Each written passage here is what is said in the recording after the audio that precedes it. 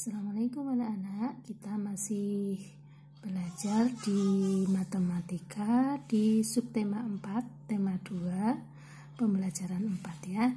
Ini masih membahas tentang pembagian yang mana ada lebih dari satu pembagian, maka bagaimana sih cara mengerjakannya? Cara mengerjakannya mudah sekali, kita hitung satu persatu. Ketika 12 dibagi 2, kita hitung dulu sama dengan 6. Terus 6 dibagi angka yang belum dibagi, berarti 6 dibagi 3. 6 dibagi 3 sama dengan 2. Begitu juga 15 dibagi 3, kita hitung dulu dari yang kiri, yang di depan dulu yang dihitung. 15 dibagi 3 adalah 3. 15 dibagi 3 adalah 5, maaf ini salah. 15 dibagi 3 adalah 5. 5 dibagi 5 sama dengan 1. 22 dibagi 11 sama dengan 2. 2 dibagi bilangan yang belum dibagi, yaitu 2 dibagi 2 sama dengan 1. 50 dibagi 5 sama dengan 10. Hasilnya ditulis di sini. Kemudian 10 dibagi 5. Bilangan yang belum ditulis. 10 dibagi 5 sama dengan 2.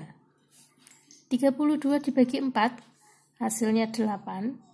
8 dibagi 2, bilangan yang belum ditulis, hasilnya adalah 4.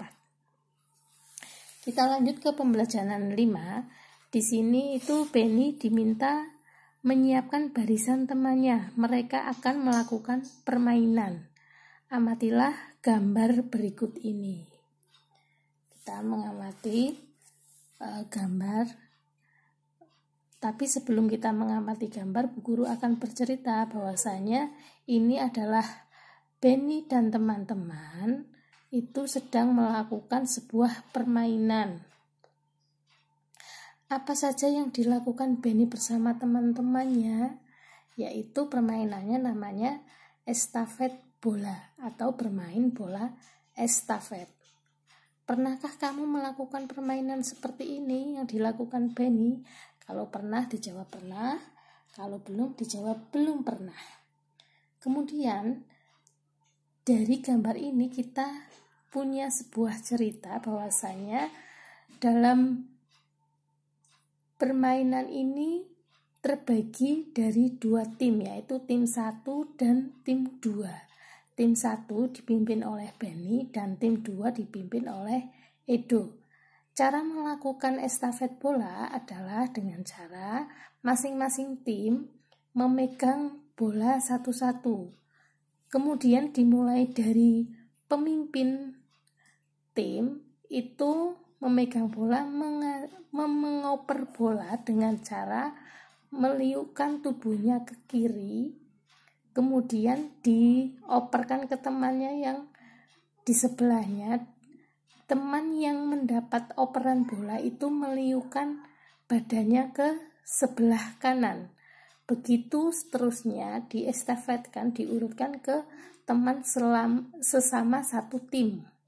Setelah diestafetkan kembali lagi ke ketua regu, ke ketua tim, maka tim yang paling cepat tidak terjatuh itulah tim yang memenangkannya.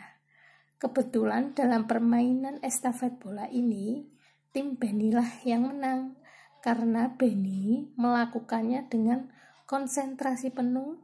Demikian juga teman-temannya melakukan dengan konsentrasi dan tidak tergesa-gesa tapi cepat. Berbeda halnya dengan timnya Edo. Timnya Edo itu terlalu tergesa-gesa, ingin cepat tapi terlalu tergesa-gesa, tidak berhati-hati dan tidak berkonsentrasi, sehingga tim Edo kalah dalam pertandingan ini. Itu cerita dari gambar tersebut. Kemudian setelah tadi menyimak cerita, kemudian kamu bisa mencatat isi cerita yang kamu dengar, antara lain seperti ini. Judulnya bermain estafet bola. Cara bermain estafet bola yaitu dengan meliukkan badan ke kiri. bola dipegang dengan dua tangan di atas kepala yang kemudian diberikan pada teman dalam satu tim. Tim Beni menang karena konsentrasi dan cepat. Kalian bisa menggunakan kata-kata yang lain, ya. Kemudian menjawab pertanyaan. Apa nama permainan yang sedang dilakukan oleh Beni? Permainan estafet bola. Apa alat yang digunakan dalam permainan tersebut? Yaitu bola. Kemudian apa alat lain yang bisa digunakan? Kita bisa menggunakan kayu, simpai, balok, dan lain-lain. Maksudnya ini balok kayu ya, balok yang terbuat dari kayu dan lain-lain. Kemudian nomor 4, mengapa mereka menang? Karena mereka berkonsentrasi dan cepat. Bagaimana aturan dalam permainan itu? Yaitu dengan meliukan badan ke kiri saat mengoper bola dan meliukan badan ke kanan saat menerima bola. Tidak boleh memutar badan sampai ke tempat semula. Tim yang paling cepat itulah yang menang. Kemudian keberagaman benda. Di sini adalah mengamati bola, kayu, dan balon. Nama benda bola, ciri-ciri benda berisi udara, bentuknya bulat. Selanjutnya, nama benda kayu, warnanya coklat, keras, bentuk benda wujudnya padat, ada yang panjang dan ada yang pendek. Terus nama benda balon, ciri-cirinya berisi udara dan bersifat lentur, bentuknya bulat.